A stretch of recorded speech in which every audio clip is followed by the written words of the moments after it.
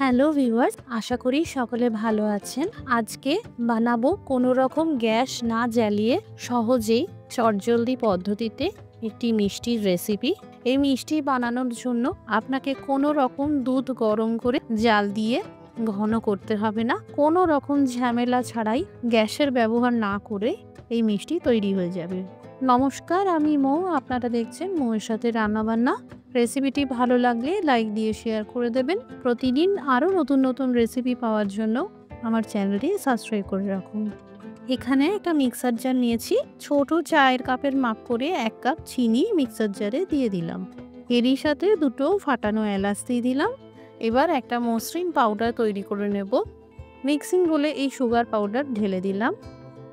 এদিকে নিয়েছি 10টা পাউরুটি স্লাইস। এখানে আমি ময়দার পাউরুটি দিয়ে বানাচ্ছি। যেহেতু মিষ্টি বানানো হবে তাই ময়দার পাউরুটি দিলেই ভালো, এতে মিষ্টির রঙটা সুন্দর আসবে। মিষ্টির রঙটা যাতে সাদা থাকে তাই পাউরুটির চারধারটা এইভাবে কেটে দিলেই ভালো। মিষ্টি বানাতে এগুলো না ব্যবহার করলেই ভালো, বরং এগুলো গুঁড়ো করে নিয়ে ব্রেড ক্রাম্ব হিসাবে ব্যবহার করা যেতে পারে। পাউরুটির স্লাইসগুলোকে খুবই ছোট সাইজের চৌকো শেপ করে কেটে নিলাম। এইভাবে কেটে পিস করে নেবেন, এতে পাউরুটি ব্লেন্ড করতে সুবিধা হবে। এবার এই কেটে নেওয়া পাউরুটির পিসগুলো ব্লেন্ডার জারে দিয়ে দিলাম। এরই সাথে দিয়ে দিলাম 1 কাপ গুঁড়ো দুধ, পরিমাণে 100 গ্রাম আছে। এবার ভালো করে গুঁড়ো করে নেব।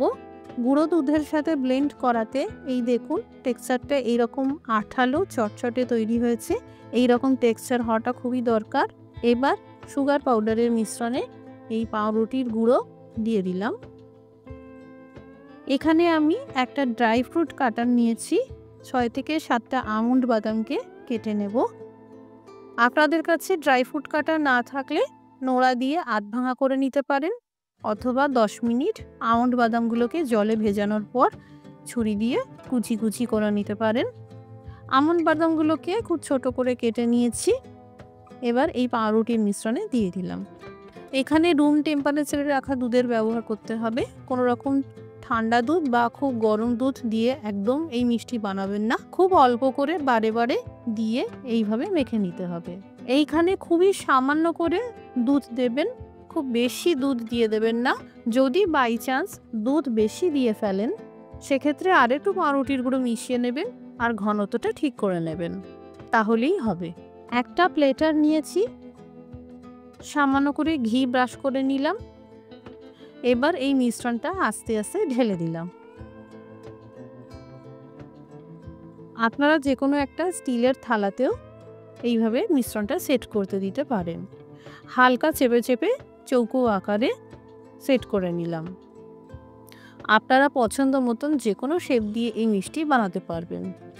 ওপর থেকে সামান্য পেস্তা কুচি ছড়িয়ে দিলাম। আপনারা চাইলে একটা করে কিশমিশ দিয়েও সাজাতে পারেন। এবার এই মিষ্টি ফ্রিজে কমপক্ষে 1 থেকে 2 ঘন্টার জন্য সেট হতে দিতে হবে। আমি আপনাদেরকে 2 ঘন্টা 15 মিনিট পর দেখাচ্ছি। এবার চৌকো করে কেটে নিচ্ছি। আমি এই মিষ্টি ফ্রিজে রেখেছিলাম, ডিপ ফ্রিজে কিন্তু এই মিষ্টি রাখবেন না। এই দেখুন গ্যাস না জ্বালিয়ে সহজেই ঘরোয়া মিষ্টি একদম তৈরি। হঠাৎ করে মিষ্টি খেতে ইচ্ছা করলে এইভাবে বানাবেন, খুব সুন্দর খেতে হয়। বাড়িতে বানালে কমেন্ট করে জানাতে পারেন কেমন তৈরি হলো। রেসিপিটি দেখার জন্য অসংখ্য ধন্যবাদ। সবাই ভালো থাকুন, সুস্থ থাকুন।